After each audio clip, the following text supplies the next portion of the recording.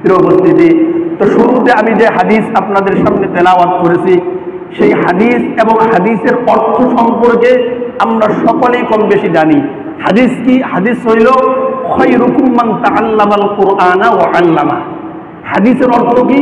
এই হাদিসের অর্থ হইল খায়রুকুম, যে তোমাদের মধ্যে ওই সমস্ত ব্যক্তি সবচাইতে দামি, মান তাআল্লামাল কুরআন, যারা নিজেরা কোরআন শরীফ শিক্ষা করে, ওয়া আল্লামা, এবং অন্যদেরকে কোরআন শরীফ শিক্ষা দেয়।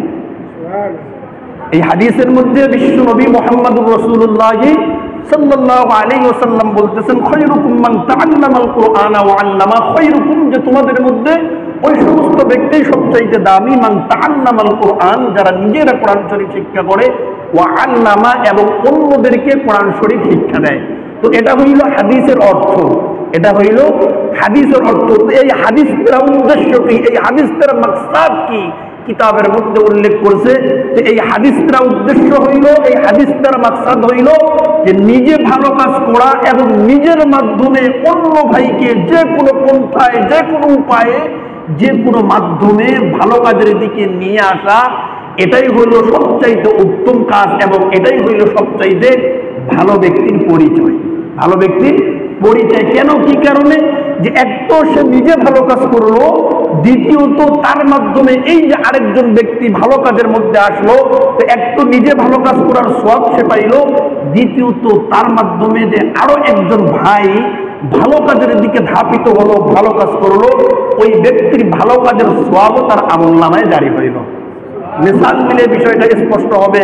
কথার কথা, আপনি মসজিদের মধ্যে নামাজের জন্য আসতেছেন, আস্তে আস্তে দেখতেছেন এক ভাই দুনিয়াবি কাজের মধ্যে লিপ্ত হয়ে আছে।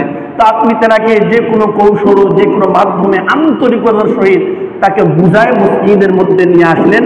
হাদিসের মধ্যে আসছে, মুসনাদ আহমদ কিতাবের মধ্যে হাদিসের মধ্যে আসছে ৯১৬০ নম্বর হাদিস। তো ওই যে ব্যক্তিটাকে নামাজের জন্য নিয়ে আসলো, ওই ব্যক্তিটা নামাজ পড়ার পরে যেই পরিমাণ সওয়াব সে অর্জন করলো, ওই ব্যক্তির ওই পরিমাণ সওয়াবের মধ্যে বিন্দুমাত্র কম করা ছাড়াই তার সম পরিমাণ সওয়াব এবং নেকি আল্লাহ পাক ওই ব্যক্তিটার আমলনামায় দান করলো, যে ব্যক্তিটা তাকে বুঝায় আল্লাহর ঘর মসজিদের মধ্যে নিয়ে আসলো। যে এরকম ভাবে একজন ব্যক্তি ১০ জন ব্যক্তিকে দ্বীনের পথে নিয়ে আসলো, কোনো একটা ভালো কাজ করাইলো, ১০ জন ব্যক্তিকে নামাজের জন্য নিয়ে আসলো, তো সে একাই নামাজ পড়ে যেই পরিমাণ সওয়াব পাইলো, এবং ওই যে ১০ জন ব্যক্তি নামাজ পড়লো, প্রত্যেকের নামাজের পরিমাণ যেই পরিমাণ সওয়াব হইল, প্রত্যেকের ওই পরিমাণ সওয়াবকে কম করা ছাড়াই তার সম পরিমাণ সওয়াব আল্লাহ পাক ওই বান্দার আমলনামায় দান করলো।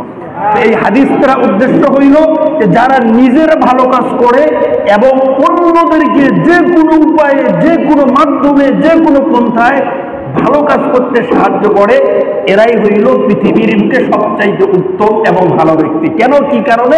এক তো নিজে ভালো কাজ করার সওয়াব, দ্বিতীয়ত অন্য ভাইকে যে ভালো কাজ করাইলো, ওই ভালো কাজ করার যেই পরিমাণ সওয়াব ওই ভাইটা পাইল, ওই ভাইয়ের সম পরিমাণ সওয়াব কম করা ছাড়াও আল্লাহ পাক ওই পরিমাণ সওয়াব ওই ব্যক্তির আমলনামায় দান করলো, শুধুমাত্র তাকে ভালোভাবে বুঝে আল্লাহর দিকে নিয়ে আসার কারণে।